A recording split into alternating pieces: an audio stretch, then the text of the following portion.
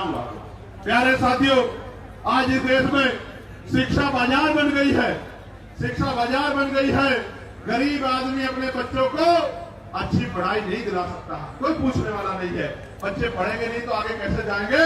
और जो चला जाता है वो हिंसा का शिकार हो जाता है, जातीय भेदभाव का शिकार हो जाता है। मैं दूर नहीं जाता, कहते हैं ना कि भाई उदाहरण की जरूरत पड़ती है।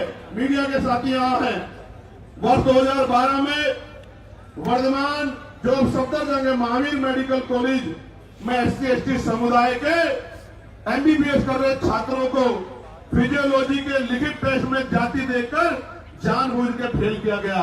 आरोप लगे, जांच हुई और आपको जान के अचरज होगा, छात्रों की शिकायत पे जब दर्ज हुई, सरकार ने कमेटी बनाई जिसका नाम था मुंगेकर कमेटी। मुंगेकर कमेटी की जांच में पता लगा कि SC/ST के बच्चों के पेपर पे अंकित जाति देख के चुन चुन के फेल किया गया। तो हमारे मन में सवाल क्यों ना पैदा हो कि हमारे साथ कास्ट बेस्ड डिस्क्रिमिनेशन होता है।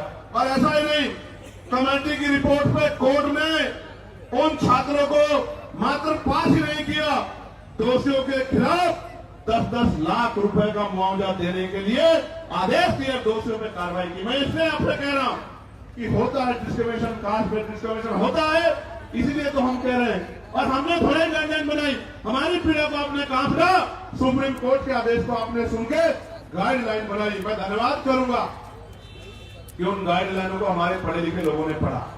भाई देखो, दो तरह का समाज है अभी। एक वो जो हाशिए पे गांव में रहता है, लेकिन वो मेहनत मजदूरी करके उनके पिताजी भी अपने बच्चों को यूनिवर्सिटी भेजने का काम कर रहे हैं। यूनिवर्सिटी क्यों भेज रहे हैं?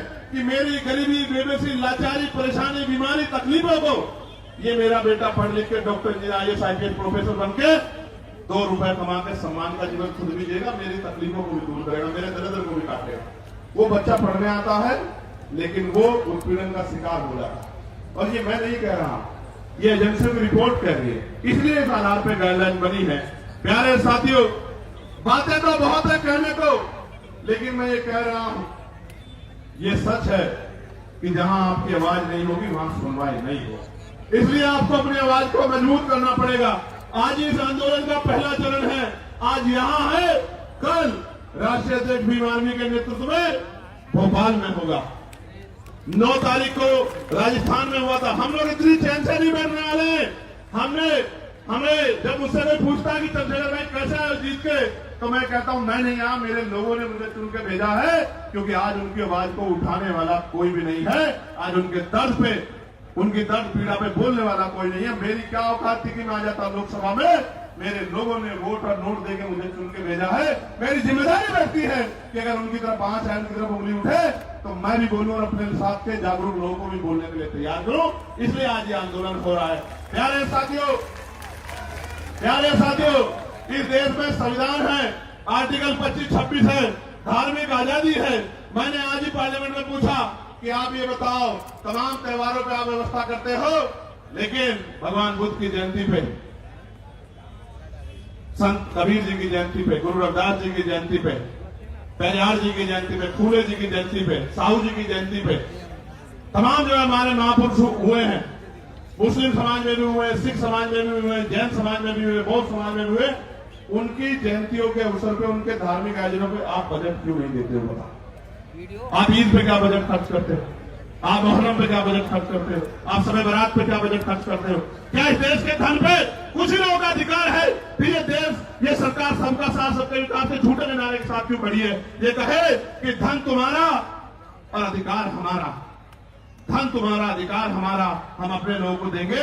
ये सच बताने का काम करें। हम जानते हैं सच क्या। प्यारे साथियों, मैं लगातार उन विषयों को पार्लियामेंट में उठाने का काम करता हूं। हमारी संख्या कम है, इसलिए मुझे समय कम मिलता है, लेकिन ये संख्या कम हमेशा नहीं रहेगी। ये संख्या हमेशा कम नहीं रहेगी। हमें लड़ाई लड़नी पड़ेगी। और अगर हम चुप रहे ज्यादा दिन तक, वो दिन दूर नहीं है कि हमारी आने वाली पीढ़ियां इस देश में पुनः गुलाम हो जाएंगी। गुलामी की बेड़ियां काटने के लिए हमें संघर्ष करना पड़ेगा और क्रांति की ज्वाला में अपना बलिदान देने के लिए सतत तैयार रहना पड़ेगा, क्योंकि महापुरुषों ने संघर्ष किया था तो हम लोगों को अवसर मिला है। और अगर आज हम लोग संघर्ष करेंगे तो आने वाली पीढ़ियों को अवसर मिलेगा। और अगर हम लोगों ने चुप्पी थाम ली, निजी स्वार्थों में चुप हो गए, इस तरह हमारे कुछ नेताओं ने अपने लोगों का हाथ छोड़ के और ये कहा कि भाई हम इनके साथ हैं, मैं कहना चाहता हूं आपको सबके साथ रहना चाहिए, लेकिन गलत तो गलत और सही को सही तो कहना चाहिए। अगर गलत होता तो मैं भी उनकी बात करता, लेकिन जब गलत नहीं है तो सिर्फ वोट के लिए आप उधर चले गए। जब आप पावर में नहीं हो तो आज आप उधर जाके खड़े हो गए हो, कल आप पावर में होंगे तो मैं कैसे उम्मीद करूं कि आप हमारे लोगों के बारे में सोचोगे। ये बहुत बड़ी चिंता हमारे समाज के सामने, हम गरीब कमजोर दलित पिछड़े मुसलमानों के सामने देखने आ गए। प्यारे साथियों, चारों तरफ अंधेरा है, चारों तरफ चुप्पी है, सब लोग आंखें बंद करके बैठ गए हैं। ऐसे दौर में अगर हम लोगों ने भी आंखें बंद कर ली तो मैं लिख के देता हूं कि लड़ने की हिम्मत टूट जाएगी। मेरी बात को आप याद रखें। जब मैं ये लड़ाई लड़ रहा हूं, आपको नहीं पता इसके बाद मुझे क्या मिलेगा। मीडिया में जो उस तरह की सोच के लोग हैं वो मेरे खिलाफ राजनीतिक प्रोपगंडा चलाएंगे, झूठे प्रोपगंडा चलाएंगे। वो जो अधिकारी उस सोच के हैं वो मुझे, मेरी पार्टी कार्यकर्ताओं को तोड़ने की कोशिश करेंगे, झूठे मुकदमे लगाएंगे। लेकिन मैं आपको बताना चाहता हूं, जीवन एक बार मिला है, जीवन बार बार नहीं मिलता। मौत कल की आगे आ जाए, हम अपने लोगों के हितों से किसी भी कीमत पे समझौता नहीं करेंगे। और अगर हम जैसे लोग चुप हो गए, हम जैसे लोग बैठ गए, तो मैं लिख के देता हूं कि फिर कोई हिम्मत नहीं कर पाएगा कि वो लड़ाई को लड़ने। प्यारे साथियों, लड़ाई बड़ी महत्वपूर्ण है। आज आपने इतनी बड़ी संख्या में जुट के ये संदेश सरकार को दे दिया कि आप लोग कमर कसे में बैठे हो, मेरे एक आदेश का इंतजार कर रहे हो। मैं आपको विश्वास दिला के बताता हूं, मैं आपको विश्वास दिला के बताता हूं,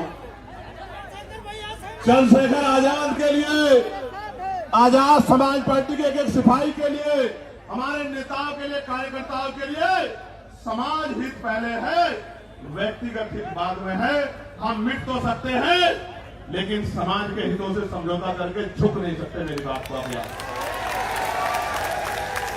मैं अकेला व्यक्ति था, भंते जी यहां बैठे हैं, मैं अकेला व्यक्ति था जिसने बीटी एक्ट के खिलाफ आवाज उठाई कि बीटी एक्ट 1949 खत्म किया जाए, क्योंकि उसमें मोदी समाज के लोगों के साथ अन्याय हुआ। प्यारे साथियों, ये बातें मैं आपको इसलिए बता रहा हूं कि आपको जागरूक होना पड़ेगा। यहाँ तो बहुत सारे ऐसे लोग हैं जो बिल्कुल अपने से दिखाई देते हैं, ऐसा ही पढ़ना पहनते हैं लेकिन अपने नहीं हैं। आज तो हर पार्टी आपको लुभाने के लिए अपने नेताओं को, फरीदाबाद के लोग सुनो, पलवल के लोग सुनो मेरी बात को, हर पार्टी ऐसे पटके पहना के अपने लोगों को घुमाने लगी है। लेकिन ऐसा पटका पहनने वाला सच्चा नहीं हो सकता। बाबा साहब अम्बेडकर को और बहुजन महापुरुषों की विचारधारा पे चलने वाला व्यक्ति सच्चा हो सकता है। नीला पटका तो बाजार की हर दुकान पर मिल जाएगा, कोई भी पेन घूम जाएगा। कोई पार्टी बताओ, आप औरों को छोड़ो, भारतीय जनता पार्टी को देखो, जिन आरएसएस के लोगों ने जीते जी बाबा साहब की शव यात्रा निकाली, वही आरएसएस के, बीजेपी के लोग सबसे बड़ा फोटो बाबा साहब का लगाते हैं नहीं लगाते हैं?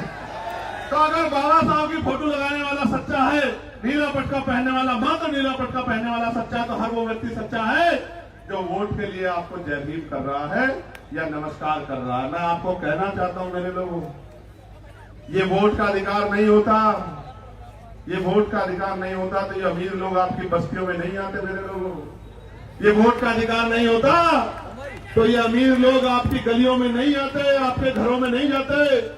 और आप देखो किस तरह की व्यवस्था है कि आज भी अगर भेदभाव नहीं है तो बहुत सारे नेता जाके कमजोर वर्गों के घरों में खाना खाने का नाटक क्यों करते हैं भाई? खाना खाने का नाटक क्यों करते हैं? इसलिए करते हैं कि वो एहसास कराना चाहते हैं कि हम बदल रहे हैं। आप बदलते तो हमारे खिलाफ विरोध क्यों करते हैं? क्यों विरोध करते हैं हमारे खिलाफ? हमारे बच्चों की जान जा रही है, आप पे एक मामला नहीं है। मैं चैलेंज करता हूं, अगर झूठे मुकदमे दर्ज करने की बात आप कर रहे हैं तो 12 से गाइडलाइन बनी है, 26 हो गया। आप 100 मामले उठा के ले जाओ, हम लोग चर्चा करेंगे आपकी बात को सुनो। लेकिन मैं मानता कि अगर आपने यूनिवर्सिटी में बैठे अध्यापकों ने, प्रोफेसरों ने, यूनिवर्सिटी में पढ़ने वाले उन बच्चों ने जो आज डर रहे हैं, अगर आगे बढ़ के उन्होंने कहा होता कि डिस्क्रिमिनेशन हो रहा है, कानून बनाओ, तो मैं स्वागत करता कि आपका चरित्र न्याय के लिए। प्यारे साथियों, मैंने पहले भी कहा, वही डरेगा जो अपराध करेगा। जो अपराध नहीं करेगा वो क्यों डरेगा? मैंने कहा कि जो अपराध नहीं करना चाहते वो बच्चे पढ़ रहे हैं, क्योंकि इस देश के मीडिया के चैनलों में हमने सुना जब किसान आया था तो किसान नहीं आया था, खालिस्तानी आए थे, खालिस्तानी। जब एनआरसी का आंदोलन चल रहा था तो मुसलमान नहीं लड़ रहा था, जैन सिख बोर्ड नहीं लड़ रहा था, पता नहीं क्या क्या नाम दिए गए थे। जब अपने हकों के लिए दलित पिछड़े आते हैं, आदिवासी आते तो नक्सली कहा जाता है। इसलिए मैं टीवी को सुनकर ही समझ आता है कि जो अभी कुछ दिन पहले आंदोलन कर रहे थे वो आंदोलनकारी नहीं थे, वो आंदोलनकारी नहीं थे, क्योंकि जिनको पढ़ना है तो पढ़ रहे हैं। मैंने तो अपने बच्चों से कहा कि आप मत जाओ कहीं भी, आजाद समाज पार्टी है, भीम आर्मी है, हमारा लीगल सेल है, आर्य जी है, रजनीश जी है, हम लोग लड़ेंगे ना भाई। जिनको हम लोग वोट देते हैं उनकी क्या जिम्मेदारी है कि वोट लेकर हमसे मुंह फेर लें? फिर हमारे लिए लड़ने की जिम्मेदारी किसकी है? आंदोलन करने की जिम्मेदारी किसकी है? सरकार से सवाल पूछने की जिम्मेदारी किसकी है? विरोध प्रदर्शन करने की जिम्मेदारी किसकी है? और अगर ये काम नहीं कर रहे हैं तो वो हमारे नेता नहीं हो सकते हैं। अगर अपने हमारे बच्चों को लड़ने के लिए आना पड़ा तो हमारे नेताओं को शर्म आनी चाहिए। तो इसलिए मैं उन बच्चों को विश्वास दिलाने के लिए, जो पढ़ रहे हैं जेएनयू में, डीयू में, जो पढ़ रहे हैं पटना यूनिवर्सिटी में, जो पढ़ रहे हैं लखनऊ यूनिवर्सिटी में, प्रयागराज यूनिवर्सिटी में, बीएच यूनिवर्सिटी में, उत्तराखंड, उन सब बच्चों को बताने के लिए आया हूं कि हमारे लिए राजनीतिवाद में समाज हित पहले, अपने बच्चों का भविष्य पहले। हम अपने बच्चों को विश्वविद्यालय में मरने नहीं देंगे, इसलिए हम लोग आज मैदान में जंतर मंतर पे खड़े।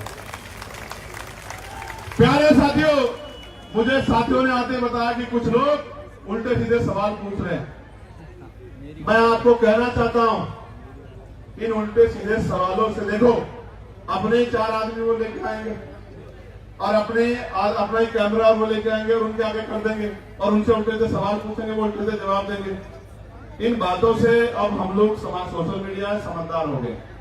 अब ये बातें चलने वाली नहीं, अब ये बातें किसी मोर्चे पे चलने वाली नहीं है। मैं ताजा उदाहरण बताता हूं आपको, मैं कहना नहीं चाहता था मगर बताता हूं, पता लगना चाहिए आप लोगों को। मैं पिछले 20-25 दिन से सहारनपुर नहीं गया, क्योंकि लगातार मैं अपने लोकसभा क्षेत्र के मुद्दों को उठाने के लिए पार्लियामेंट में कोशिश कर रहा हूं।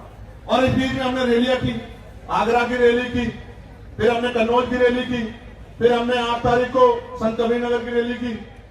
तो एक घटना मेरे जिले में घटी, जहां शोभा यात्रा निकालने के लिए परमिशन को लेकर विवाद हुआ। अब उन बच्चों से कहलवाया गया कि भाई चंद्रशेखर भाई ने मदद नहीं की।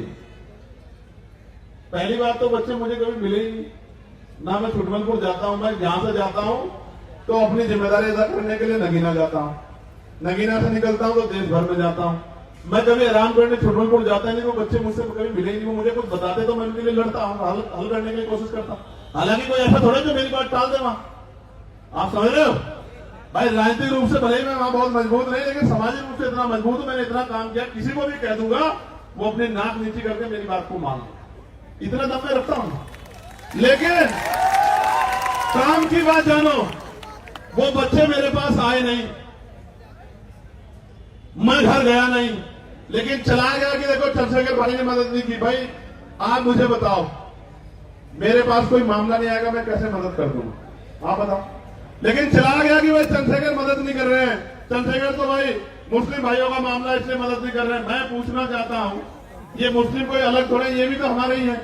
इनको मैं अगर किसी बात को अपने 20 नेताओं को भेज देता तो सब लोग भूल गए स्वागत कर देगा, लेकिन मुझे पता ही लगा तो मैं क्या कर दूंगा। जब पता लगा तो मैंने खबर की, तो उन्होंने नहीं कहा कि हम निकलवा देंगे भाई साहब। लेकिन आपको पता है क्या हुआ? पुलिस ने कह दिया कि हम परमिशन नहीं देंगे। मैंने डीआईजी से बात की, मैंने कमिश्नर से बात की, मैंने एसएसपी से बात की, मैंने डीएम से बात की कि निकलवाओ उनकी शोभा यात्रा, क्यों रोक रहे हो? तो बोले साहब हम नहीं देंगे परमिशन। तो ये देखो, सरकार झगड़ा कराना चाहती है हमारे लोगों से, आपको समझना पड़ेगा। और मैं ये समझता हूं कि मेरी लड़ाई शोभा यात्रा तक सीमित नहीं है।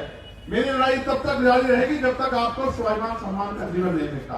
मेरी लड़ाई तब तक जारी रहेगी जब आपको हक अधिकार नहीं मिलते।